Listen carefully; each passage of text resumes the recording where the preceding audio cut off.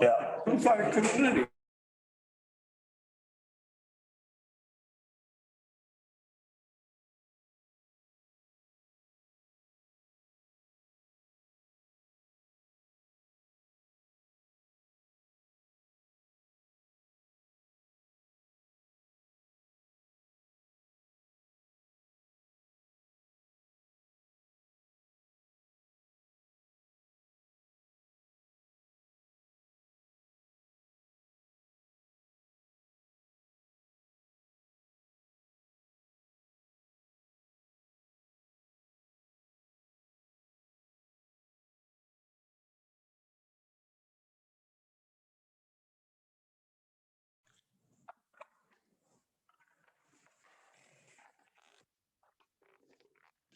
That's okay.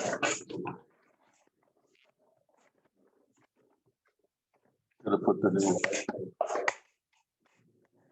Surrey. On live.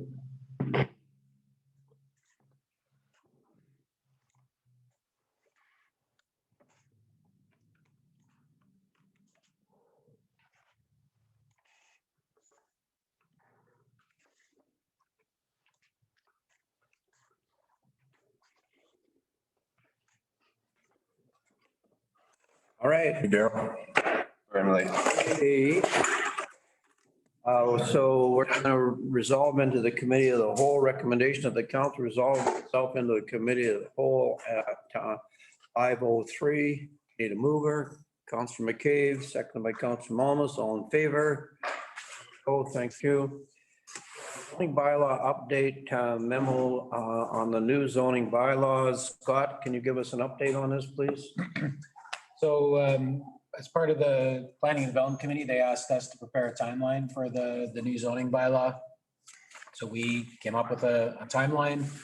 We're working on the zones right now. And then came up with a pretty aggressive timeline to get through this and hopefully get something in front of council for second reading in August.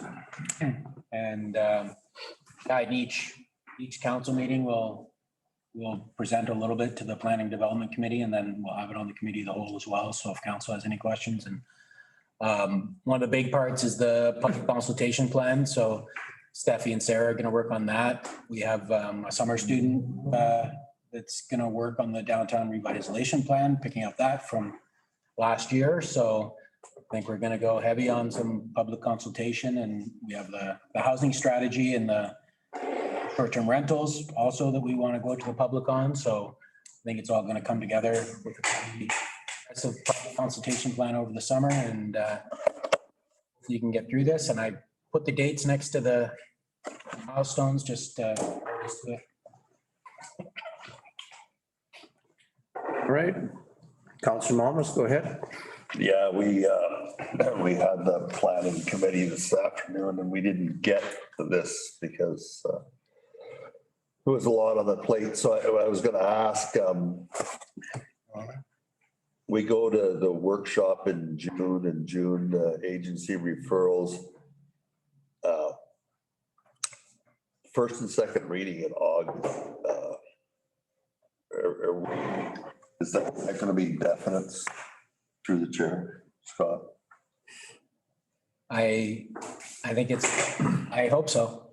Yeah, I think let's aim for it. There's no reason why we can't do it. So. Okay, good. Thank you. All right. Any other comments? Thank you, Scott.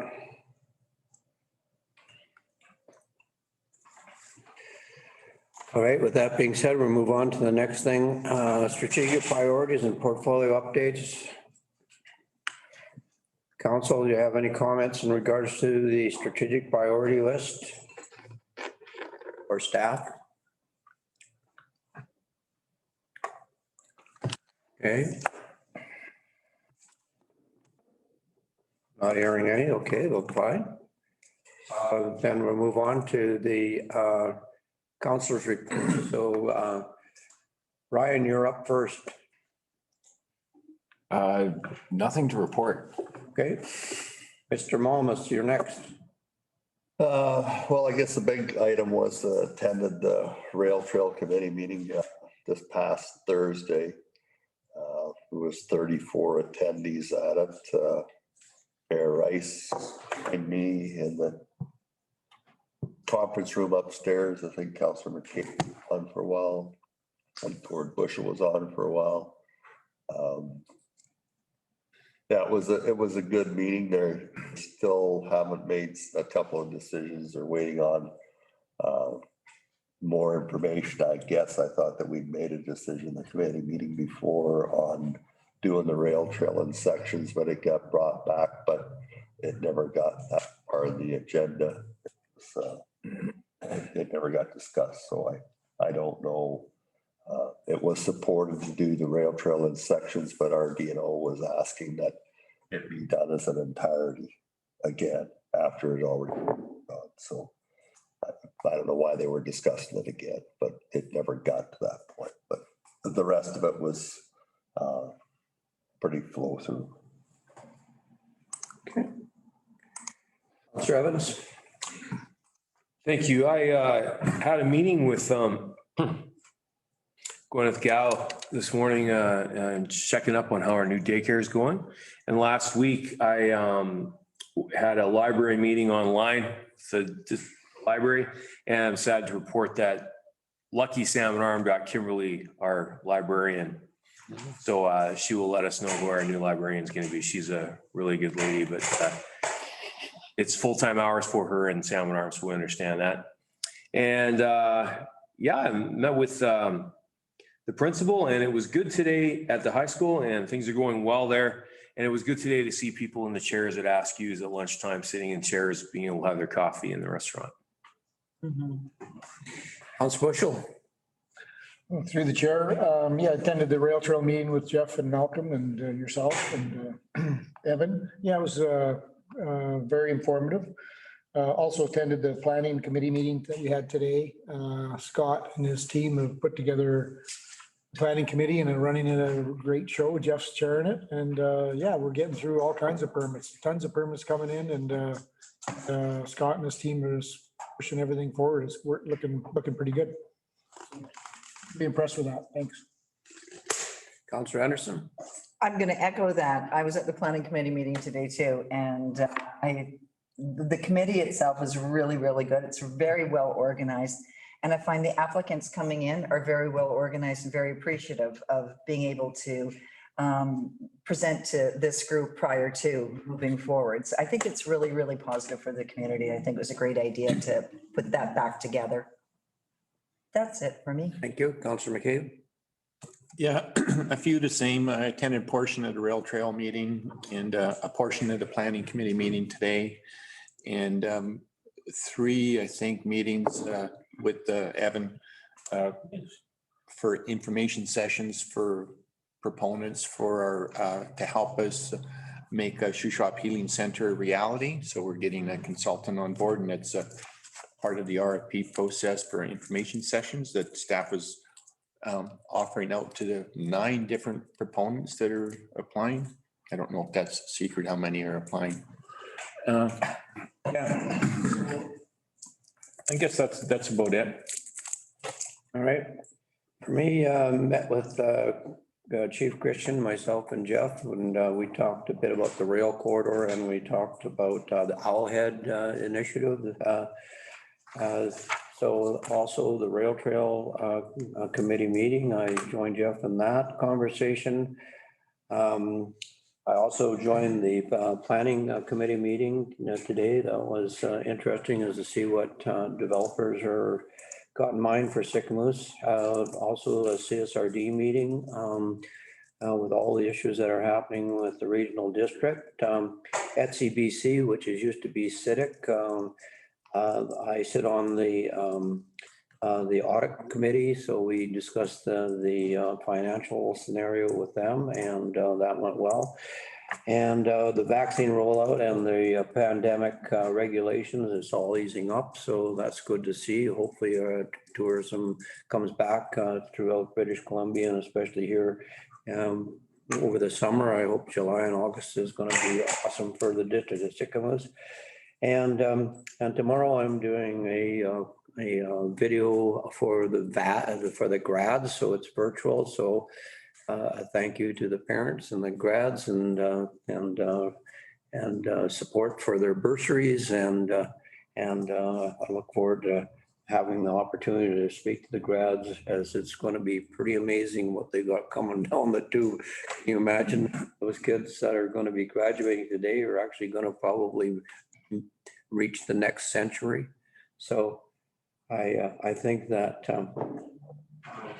one of the things that I put in my speech is that they're going to be flying around in cars. So that's the new technology, and it's coming sooner than you think. So can you imagine going and picking up your girlfriend and in your flying car? That could be quite interesting. Hopefully they don't crash. Right, that's my report. So we will move on from there. Thank you. So public hearings, I guess we're into the public hearings. The public input period. Hmm? The public input period. Oh, yeah, we got public input. Is there anything, Jen, that the public would like to? So far, no one's risen their hand, but if anyone Nobody's would like to got their address hands up? council at this time, raise your hand. This is the call out for the public input period. I don't think anybody wants to. No one? Okay, well, that's good. Then we'll move on. Okay, so we're into the public hearing. So 20-094 ORZ 222 Temple Street, public hearing. We need to wait till 6 PM for these. Hmm? We need to wait till 6 PM for the public hearings to Oh, start. we do, yeah. So it's, we're way ahead of schedule on public We're- hearings. You guys are very Okay, efficient. so we today. do have two public hearings that are coming up a little bit later. But we can move forward with the staff reports. We can Yeah, move to so item Temple 11A. Street and McPherson McLean. Okay. So let's move into the next section.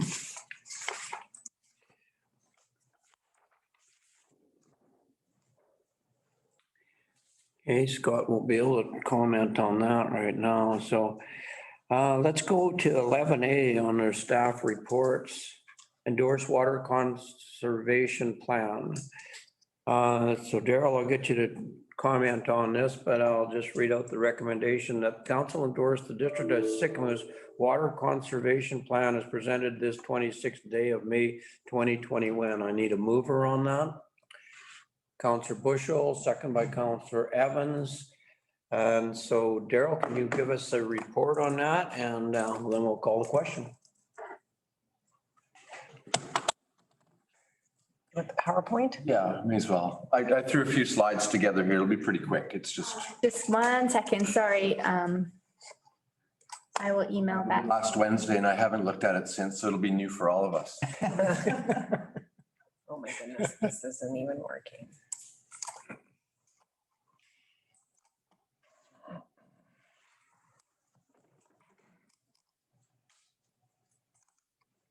Want it on there, or do you want me just to email it to you? My email isn't working either because it's. Oh, really? Shoot. My guts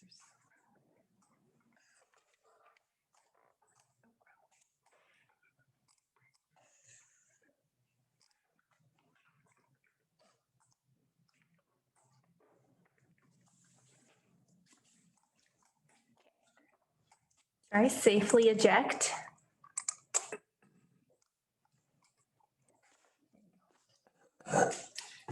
Montreal doing.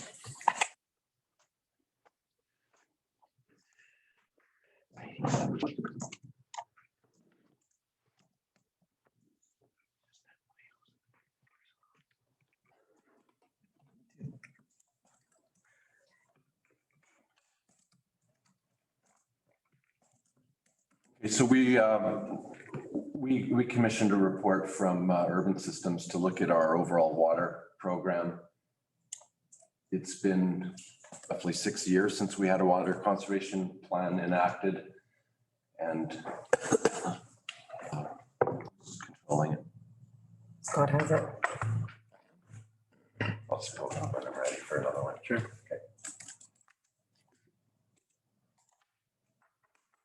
Got it. Okay, so the reason we're doing this is to identify the trends overall, see what the water usage is, helps us plan for the future. We can identify areas of concern in terms of growth or what we need to do in the future. This one. Okay. And the big piece of this is that it's a requirement for numerous grant opportunities.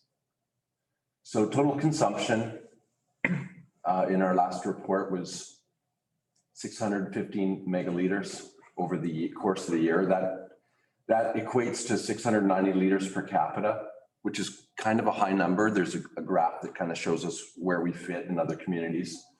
Maximum daily demand was really high at 1,800 liters per capita.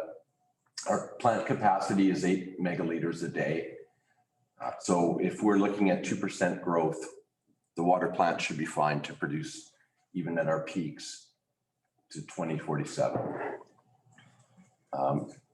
When we reach that period and we needed to upsize with a small capital investment, we could get up to 12 megaliters.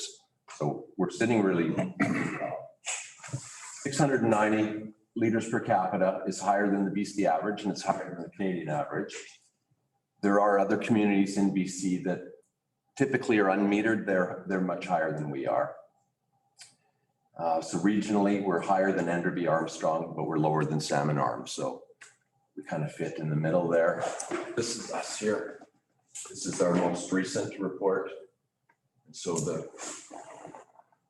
the blue kind of shows where we're at. Salmon Arm's a little bit higher than we are. And then Clearwater and Wet way higher, and they're unmetered. So the numbers are a little bit skewed in these reports when you look at the per capita usage. And I think Sicamous is pretty unique in that we get a lot of people here in the summer. That's not factored in. When they do all their divisions by the number of residents, it's based on our population number.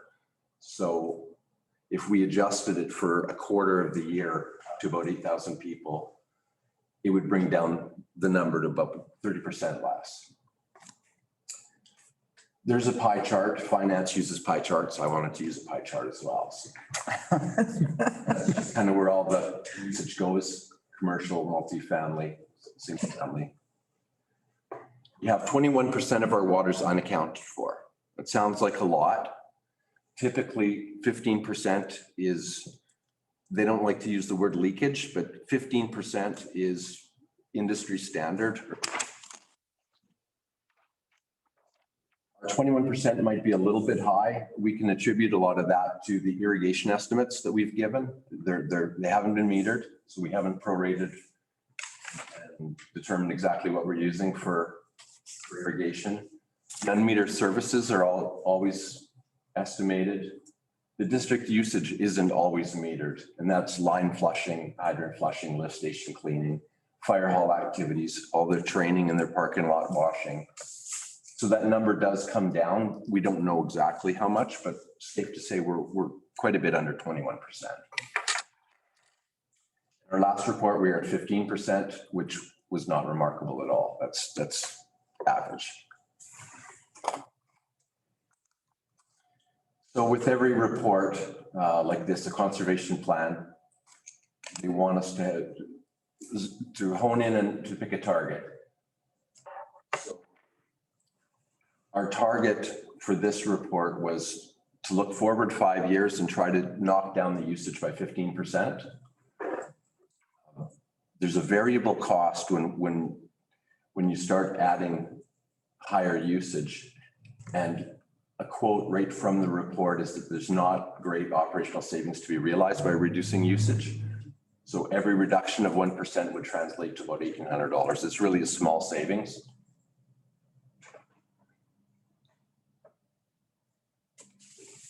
So there's our goal, 15% usage. We're trying to reduce it by 2025. Our path to get there would be to get to 100% metering. I think we're somewhere around 95, 96% at this point. To continue monitoring rates, using billing rates as a tool to adjust if needed. Public outreach and education is probably the big one. And sprinkling restrictions as required. and to audit major users and provide input with them. We can achieve some of these goals with a mail out through the utility billing. We're planning to do that.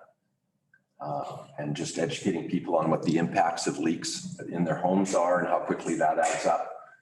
We could recommend sprinkling activities and providing conservation options to consider. That's it. That's our conservation. Questions?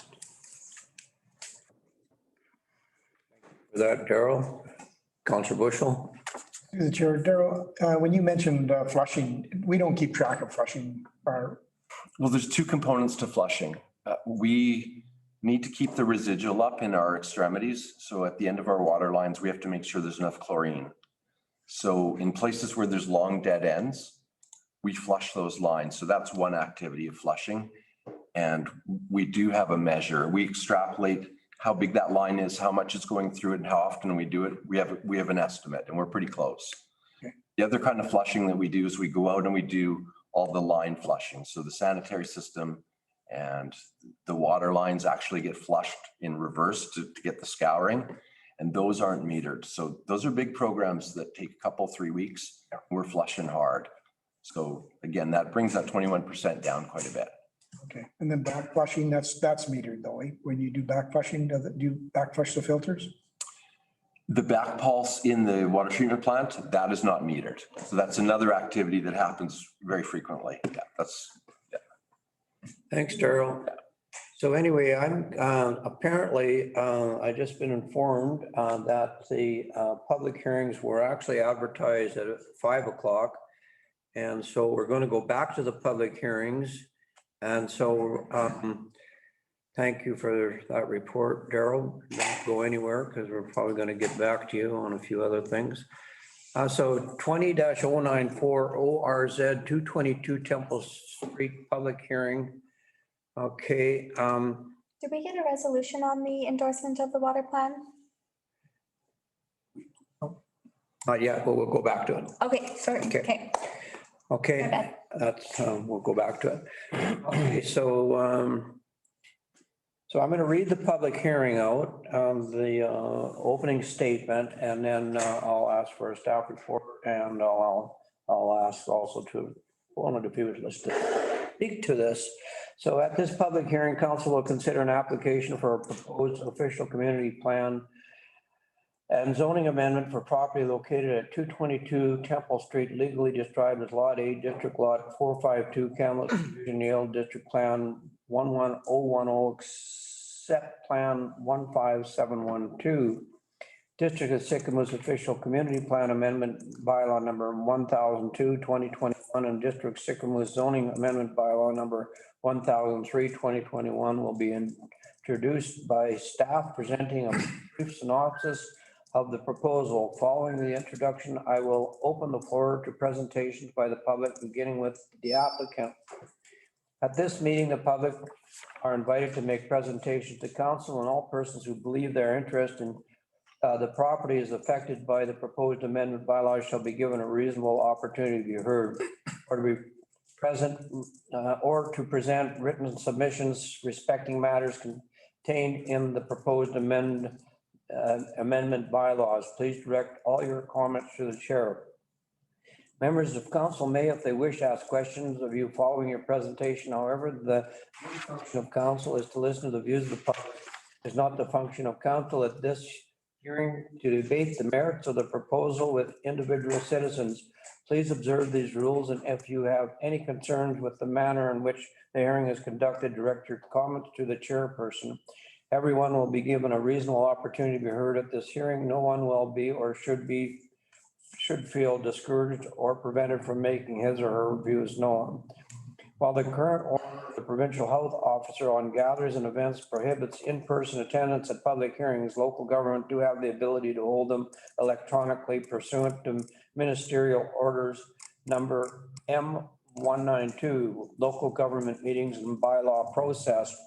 To speak during the meeting, please click the hand icon to raise your hand electronically, and you will be in queue to speak. If there are technical issues not allowing a participant to comment electronically, participants have the opportunity to phone in to the hearing or provide written submissions prior to the close of the public hearing. To submit written comment to the corporate officer during the meeting, please email publicinput@sycamoose.ca before the close of the meeting and let the district staff member online via Zoom know that you have done so. All these submissions will be retained by the corporate officer, and copies of submissions will be available from the corporate officer during regular hours. Your final opportunity to comment on the proposed amendment bylaws will be during the hearing, as members of council are not permitted to receive further submissions after the close of the hearing. Again, please direct all your comments to the chair by electronically raising your hand to speak. I will now request the Manager of Development Services, Scott, to provide a synopsis of the application. Scott, you have the floor. Thank you, Chair. This is an application for an OCP amendment rezoning. Council gave first and second reading to these bylaws in April. And Howard is on the line. He's the applicant. And yeah, if anybody else wishes to speak during this, I think they can raise their hand and Kelly will see them on the through the Zoom. So the property is located on Temple Street, pretty close to Main Street. Here's a ortho photo of the property. There's nothing on it right now. You can see it's kind of an L shape with a large frontage on Temple. The OCP designates it residential medium density, and the proposal is to redesignate it to residential low density. And it's zoned R5, and the proposal is to rezone it to R1, R2. R5 is medium density residential, which allows multifamily dwellings. R1 and 2 is a single family, two-family residential zone. We sent it out for comments to internal, external referral agencies. I think most of them came back positive. We were waiting to hear back from Swatson, and they said the proposed lot subdivision and an amendment to the District of Sycamoose OCVP is within an area of high archaeological potential and high significance to the Swatson community. And yeah, we had engineering technologist, no objection, offsite improvements required, including sidewalk, boulevard, curb, gutter per the subdivision development servicing bylaw. The rest of them were basically the interests unaffected. Maybe just speaking to the First Nation concern, I think there's no actual archaeological site identified on that property. It's the responsibility of the owner when they're excavating and doing work, and if they come across something to notify the archaeology branch. We did receive, so this was also sent out, we had a notice in the newspaper, and property owners within 30 meters were notified. We received feedback from someone who lives across Temple Street regarding the rezoning. Linda Storts, she would like to see it remain R5. She feels that multifamily lends itself to seniors housing, and there's more seniors. There's a need for seniors housing.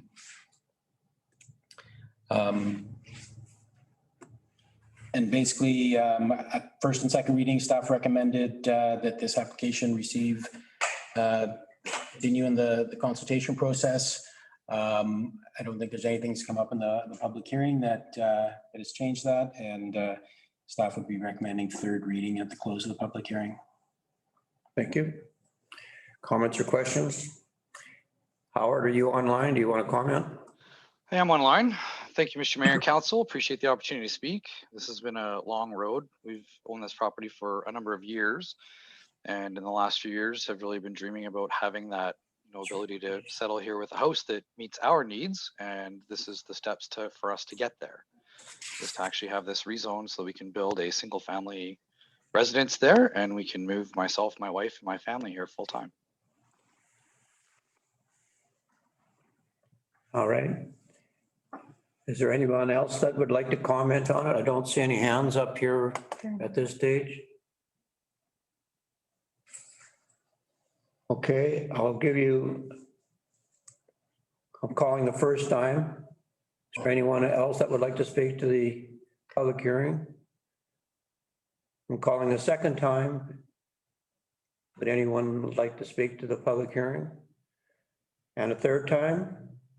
Okay, nobody else wants to speak to the public hearing. I now declare this public hearing closed. Thank you, Howard. Thank you. Thank you, Scott. We will go on to the next public hearing. There will be a resolution later on in the council meeting in regards to the public hearing that you just heard.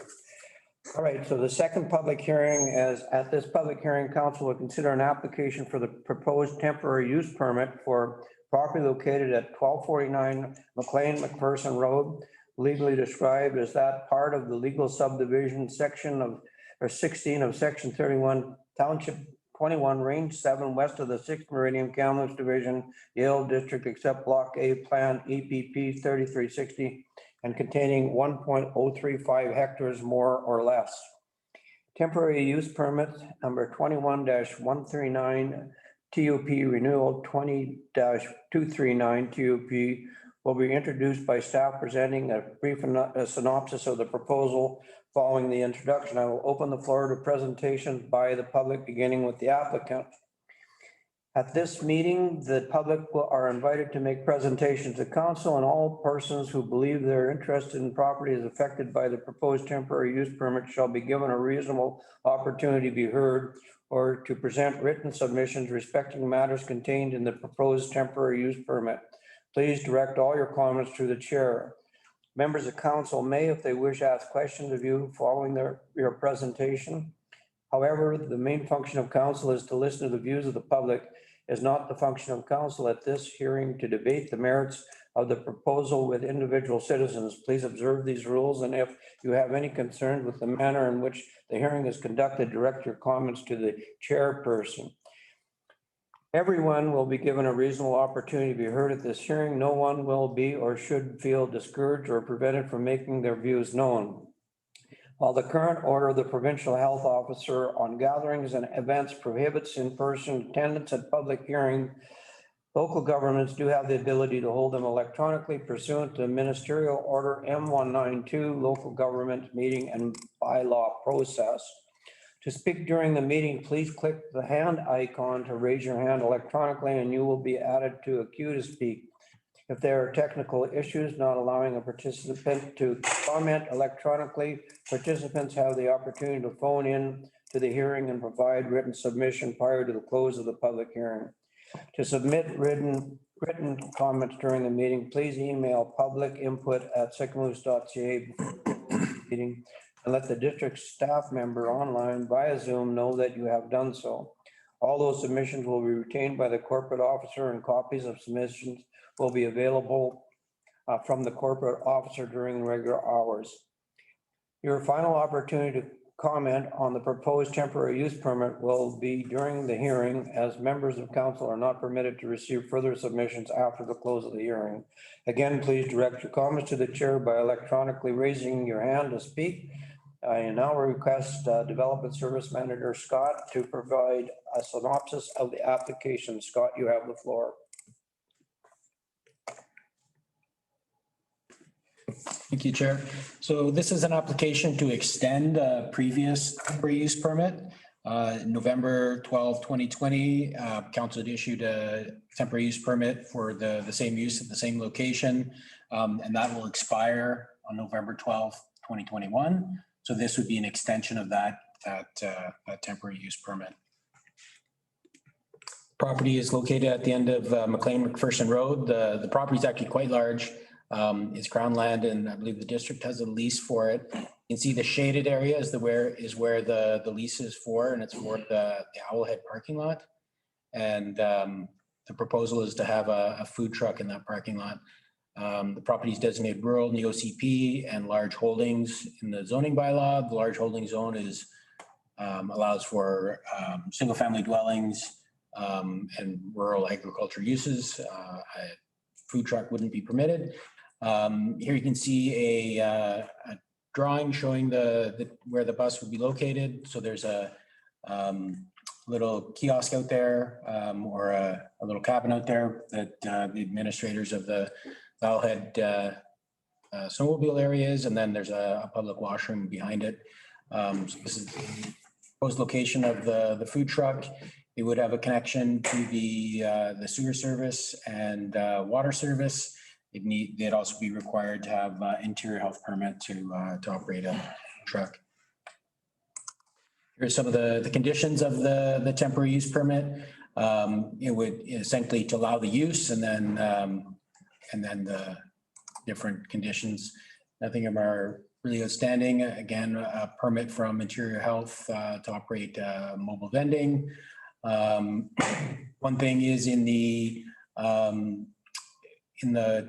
temporary use permit bylaw, they allow for, or they require that the unit is moved off in the evenings when it's unstaffed. This permit would allow in this location for this unit to remain on site, just because it's likely it's not going to be moved. Most of the business is going to be throughout the winter, and it would be serving snowmobilers essentially who are either going out or coming back, I imagine, from heading up the mountain. This one is for 2 years. So previously, the one issued last year was for 1 year. And this one, the extension is for 2 years, just to save coming back. And we did send it out for referrals. We had no objections from the building inspector, bylaw officer, fire chief's interest were unaffected. Engineering technologist just confirmed water's been installed and standard fee should apply, and the district will provide a connection to the holding tank that's in the parking lot pending interior health approval. And I believe we did receive something from a registered on-site wastewater practitioner that says that the septic tank there can handle the extra waste. And I believe that they would be required to remove have it pumped out on a more frequent basis than would otherwise be required. We did receive one letter from someone in the community, Dawn Bax. She felt that this should be opened up to the public to put bids on because it is a business on a leased area. And staff did recommend or will recommend extending this temporary use permit. It is an extension. It's not a new permit. All right, we see the recommendation. The recommendation is coming up a little bit later on the agenda. So does the proponent wish to speak to the application? Don't believe the proponents online. Okay. Do we have other hands up in regards to the public hearing? So I'm going to call once. No comment, Mr. Malmus, go ahead. Sorry, through the chair, I have a question. On a temporary use permit, you can only issue this, so that they've got one that was 1 year and this one's a 2 year. They can't get another one. Correct. You can only extend a temporary use permit once. So just once, okay. They could apply for another permit after 2 years. Another temporary use? They could apply for another temporary use permit. So I'm going to call once for anybody online that wishes to speak on behalf of the public hearing that's on the table. I still don't see any hands, so I'm going to call twice. Would anybody like to speak on this public hearing? All right, for the third and final time, is there anyone here that would like to speak towards this public hearing? I hear none. I see no hands up here on the computer, so I am going to declare this public hearing closed. Thank you, Scott, for the report. All right, so let's go back then to the endorsed water conservation plan. I think I have a mover and a seconder on it. Do I have it? I don't believe it. No, I don't. Okay, at this stage. So we did get a report from Daryl on that. So a recommendation that council endorse the District of Sycamore's water conservation plan is presented this 26th day of May 2021. I need a mover, Councillor McCabe. I need a seconder, Councillor Ayres. Any comments or questions on this at this stage when it comes to Daryl's presentation? I do have question to Kelly. What did it cost us in order to get this study done? That's a good question. I feel like we've been working on this conservation plan for the last 2 years. Has it not been a work in process? So I'd say over the last 2 years, we've probably spent about 10 to 15,000. Okay, all right, thank you, that's good. Any other comments or questions on this? Okay, I'm gonna call the question. All those in favor? Carried unanimously, thank you. All right, so going on to the next thing, the Bruin Bridge approach, there's an offer to purchase. Recommendation that council authorize the sale of the portion of the parcel legally described as that part of parcel A shown as parcel A on plan A408 District Lot 825 Kamloops Division Yale District PID 012-926-035 as outlined in Schedule A of the agreement for the purchase price of $1 under the conditions of the agreement presented to council this 26th day of May 2021. I need a mover, and then we're gonna have discussion on moved by Councillor Malmus, seconded by Councillor Bushel. All right, Evan, can you give us a report on this and as to an update as to what we're doing? Sure. So I attached the email from Darren Lincoln, who is responsible for land acquisitions on behalf of MOTI in regards to the Bruin Bridge project and also on the widening of the Trans-Canada. His email talks about cleaning up the tenure situation across the Trans-Canada Highway, the necessary road dedication requirements for the widening of the highway to accommodate the project.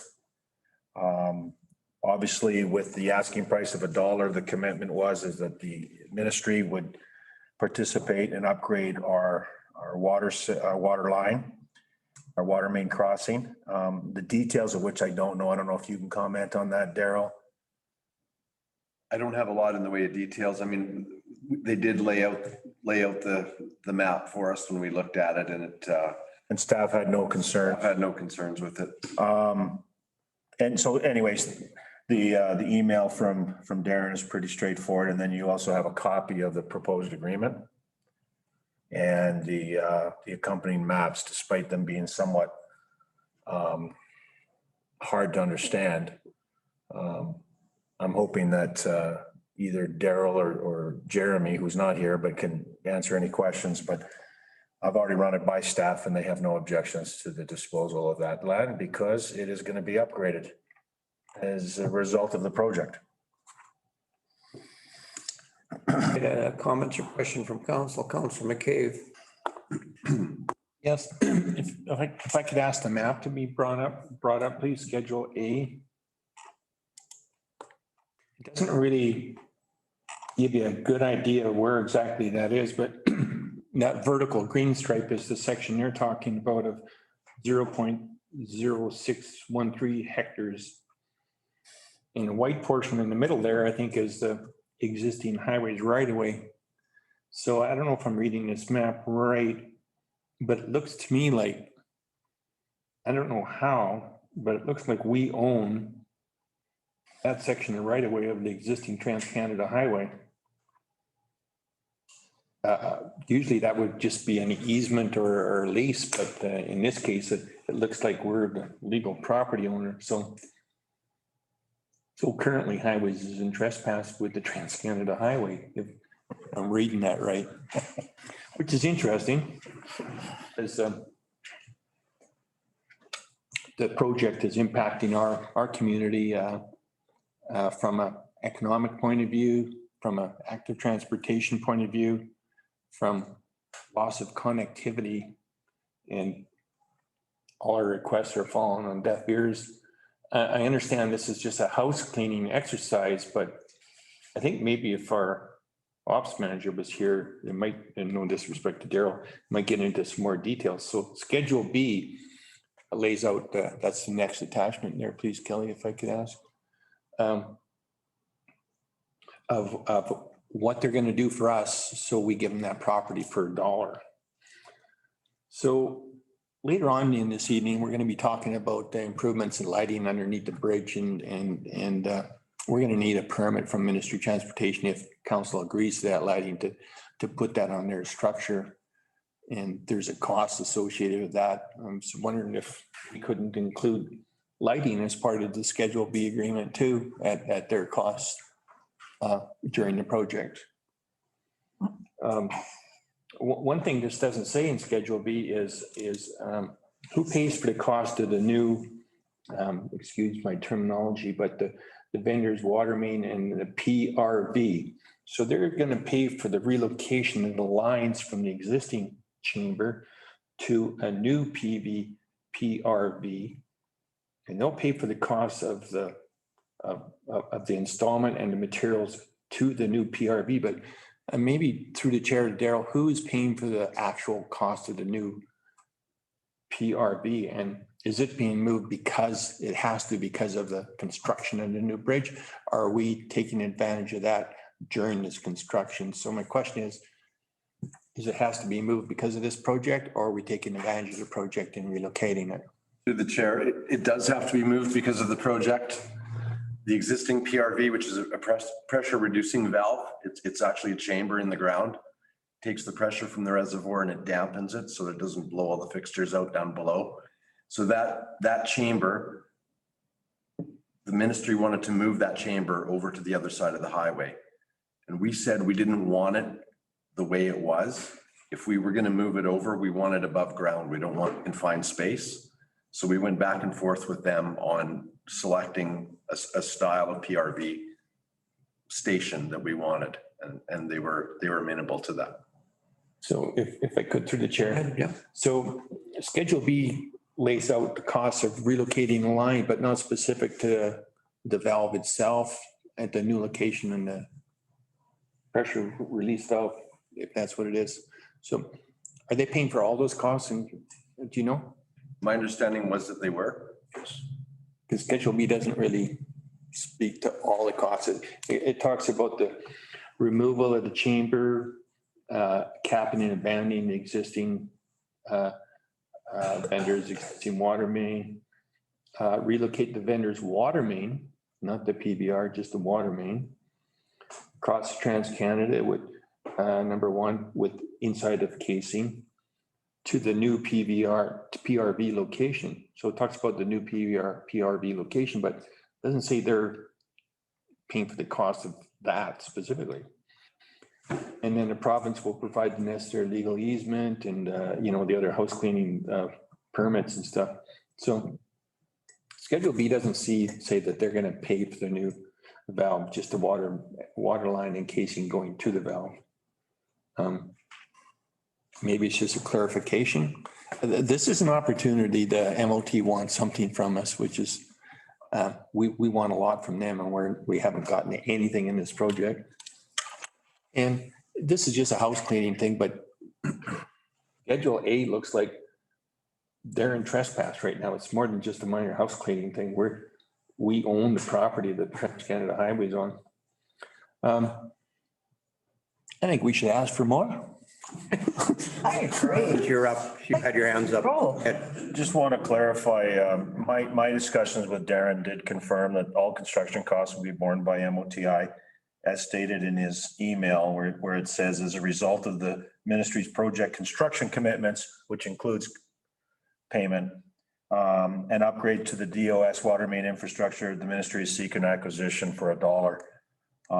Even though Schedule B doesn't specifically state that, I can tell you based on my verbal discussions with Darren and his email that the ministry's project commitments do include covering the costs.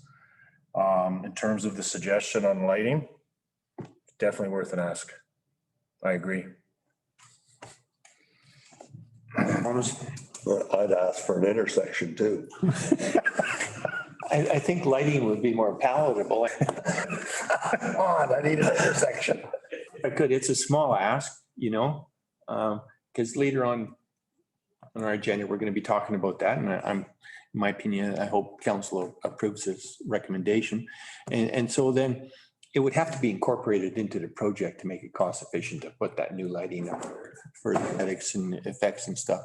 So, and it would have to be under permit from the district that we accept all liability of it and maintenance and all that stuff of it. So the ministry would almost insist in my opinion that they install it during the project and they use their own electricians to do it. So why not incorporate it into the scope, including the cost?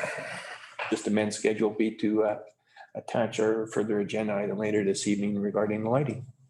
Counselor Anderson, you're up. No, I'm good now, thanks. Counselor Malmus, go ahead. I agree with Councilor McCabe. You might as well get the lighting in there because if they're building the bridge and the conduits, it's like they did the traffic circle and they forgot the conduit.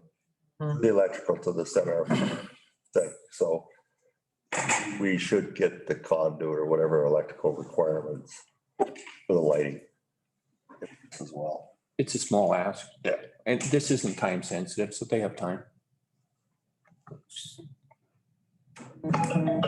Darrell, did you have a comment? No, not a lot. I mean, there's been quite a few discussions with the ministry.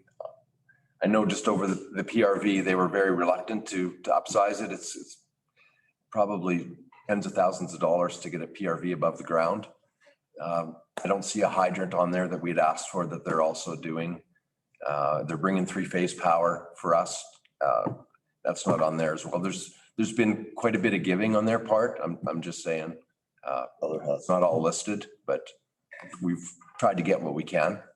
So Lighting might be worth an ask. we're just giving staff some input as to what we might encourage as we move forward with this.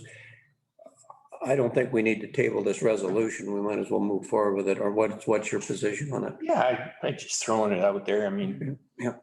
we have something they need and we're actually, it wouldn't be hard to amend Schedule B to include the language you already have later on the agenda for some lighting with our sketch and stuff. Yeah. Counselor Malmus? And I think you're asking us to vote on this and accept it as it is. So if we want the lighting in there, we pretty much gotta add it now, I would think. Yes. I don't want to impact staff's work that they are doing with the highways at the technical level and bring politics in it, but it just seems like a logical spot to, because Just amend Schedule B. to include. So we could amend the motion that's on the table right now by adding the language and the inclusion of lighting at the end of this sentence, right? Yeah, as per in their council agenda. Someone want to move the amendment? Counselor McCabe, Counselor Anderson. Does that impact your relationships with your counterparts there in MOT there? What relationship? Okay, I'm going to call the question on the amendment. All those in favor? Carried. Okay. Now, I'm going to call the question on the resolution as amended. Oh, go ahead. After. Did you want to speak? Go ahead. After. Okay, I'm going to call the question on the resolution as amended. All those in favor? Carried unanimously. Go ahead. No, thank you, Mr. Mayor. I just remind council that you have an opportunity to meet with the facilitator the week of June 7th. Sent out an email today. That's a great point to ask if the MOTI would consider something like the lighting. So you could reiterate that same request at your one-on-one meeting with the facilitator. Thank you. Yeah, I've responded to that request and made myself available June 7th at 10 o'clock for that. Same time, Bob, but he beat you, so. So I have a question in regards to that. They want one-on-one. Are they talking one-on-one with council or one-on-one with one of its? Individually. Okay. Well, there's a question for you. You can. Really weird. That's interesting. Okay. All right, then we're going to move on to development permit application number 21096 DP 1272 Titus Road. Recommendation that the District of Sycamore authorize the issue development permit number 21096 DP for Lot 1, Section 6, Township 22, Range 7, west of the 6th Meridian, Kamloops Division, Yale District Plan, NEP 6838 1272 Titus Road for a proposed mini storage and storage yard. I need a mover on this. Counselor Bushel, Counselor Anderson, comments or questions on this? Had a conversation at the planning committee meeting on this today. Scott, do you want to just comment it briefly and then we can call the question? Sure. So this is an application for a development permit. It's for a storage yard. It mainly deals with the screening and landscaping. Howard is on the line. He's also the proponent for 222 Temple Street. So he remained on the line for this development permit. Property is located on Titus Road, but it's at the intersection of Mare and the Trans-Canada Highway, Meyer and the Trans-Canada Highway. Designated general industrial, zoned industrial. Here you see a photo. So this is where the waterways used to build their houseboats. So that tent's been removed and Howard's cleaned up a lot of the stuff that was on the property. So now there's a bare concrete pad. Here's, if you're looking from the corner of Meyer and Titus towards the Trans-Canada, that rock came out of the yard. Howard's going to use that in his landscaping. But the plan is to put some landscaping bunches kind of in different places instead of just screening across. This wouldn't be the main entrance or exit. The main entrance or exit would be off Titus Road. So too far. And this is standing in the same spot, looking down Titus Road. So again, some landscaping would occur there. And you can see the entrance is actually kind of off the cul-de-sac on Titus. This is a picture that's taken from the, I guess would be the northwest corner, looking south. Southwest. Yeah, I forget where I am. Southeast, looking west. And there's the concrete pad you see where the coverall structure was. And the idea is to have the storage units lined up on that concrete pad. Here's the drawing. So yeah, he's identified some areas where they're going to have landscape clusters, providing a little greenery around the property, and then some lower landscape clusters as well. Chain link fence around the property. The idea is to have it pretty much open, so for security. And then, yeah, the gate from the Titus side would be the main entrance. One of the conditions of the development permit would be that there's not continuous blank walls. That's from the development permit area, and Howard's agreed to work with us on that. We sent this out for consultation internally. Building inspector had no concerns. It's not required, but the setbacks must be observed. Objections from the bylaw enforcement officer. Engineering technologist did recommend a access permit to protect that entrance on Meyer Road, and then they could add some conditions to that. And then, yeah, connection to water and sewer may be required. Fire chief, the interests are unaffected. We did bring this to the Planning and Development Committee today. They passed a resolution recommending that the permit be issued. And again, staff's recommending that the permit be issued. I think it's an improvement on the site. The landscaping they're providing is going to be an improvement. And yeah, it's I think they're going to work with us on some of the other things, and should be good for the community. Thanks, Scott. Any other comments or questions on this? All right, I'm going to call the question. All those in favor? Carried unanimously. Thank you.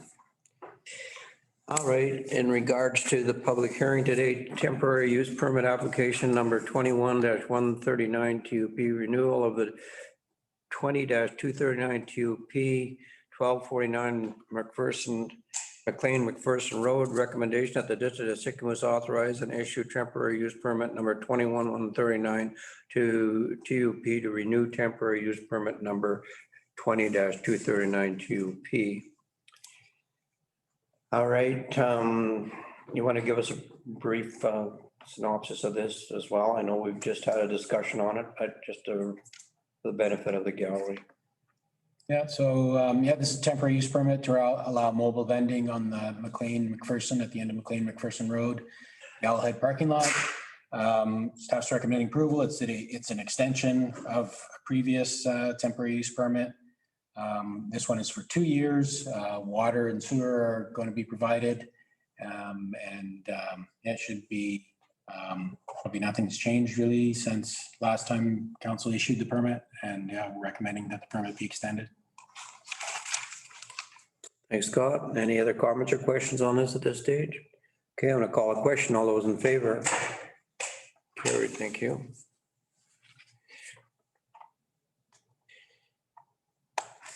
I didn't actually catch it, so I thought I missed it. I don't know if we did have a mover and seconder.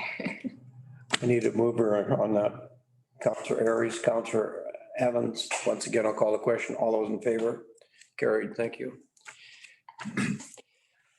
All right, good neighbor bylaw adoption. Recommend that the good neighbor bylaw number 1005/2021 be adopted this 26th day of May 2021. I need a mover on that. Counselor Anderson, seconded by Counselor McCabe. Comments or questions on the good neighbor bylaw?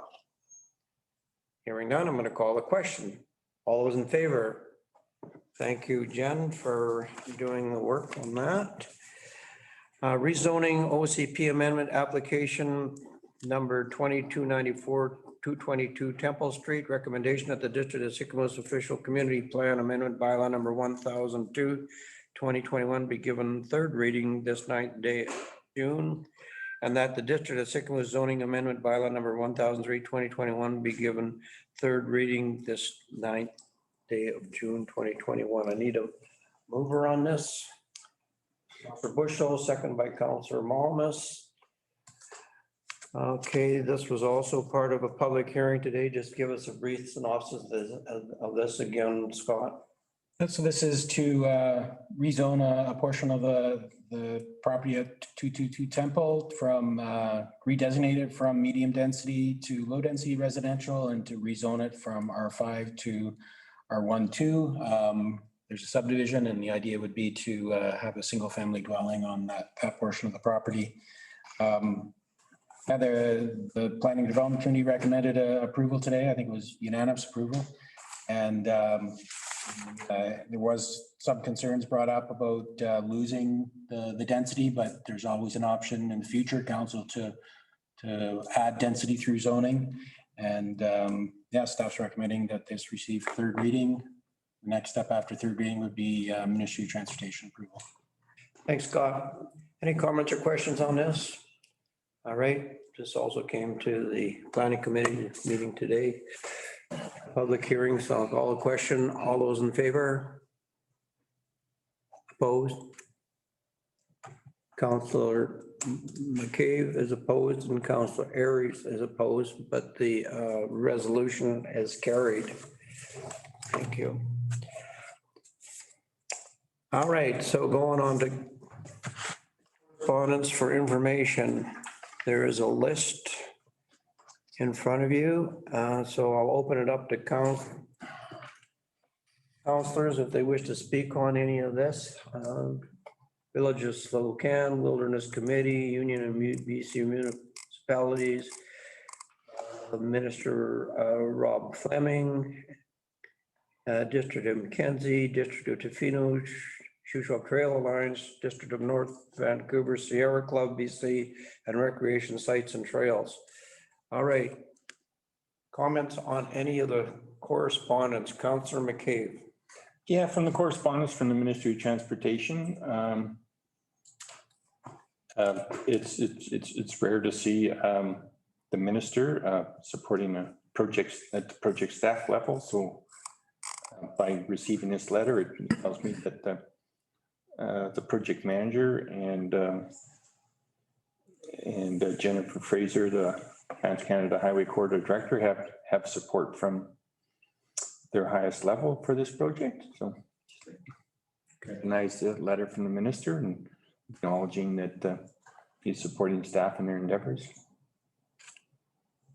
Thank you. Other comments on correspondence? Counselor Anderson. I'm just going to comment on how pleased I am that we're still getting invasive species letters from all over in support of our resolution. So that's good to see. I haven't read them because I haven't been able to load them. So, but I'm glad to see that they're showing up. Thank you. Any other? Counselor Bushel. Yeah, through the chair, just here's a few letters here. One from the Give Caribou a Fighting Chance. There's all kinds of support for, protecting caribou. I think they're more concerned about habitat than they are, the actual problem where the wolves are killing the caribou. But it's all good. Everybody wants to keep, to save the caribou. So, but they're always asking for support. Myself, these groups you support them and all the money goes to administration. So I'm not a big supporter of that. The government's looking after it and I leave it in the government's hands. And then Rec Sites and Trails BC came up with their report. They did a survey last year in regards to Rec Sites and Trails and on what their trail strategies is. And so I commented on it and a lot of other municipalities commented on it. So they have their review in here. So it's a good review and it's got some good information in it and where Rec Sites and Trails are going with all the provincial parks and trails around the area. So it's good. All right, anything else on correspondence? I do have to say one thing in regards to that letter regarding the caribou. And it's one thing with these advocacy groups to state their case, but it's still important that government has all stakeholders at the table when it comes to these conversations. And we keep knocking on their door and saying, okay, well, look at this, this affects social economic components to all our communities.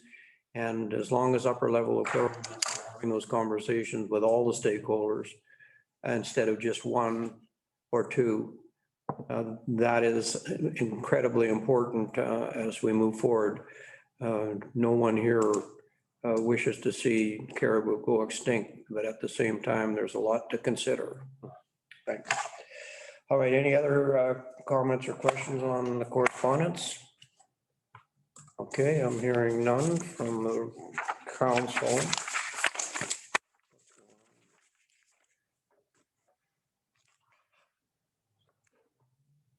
Great, that's it. So motion to adjourn.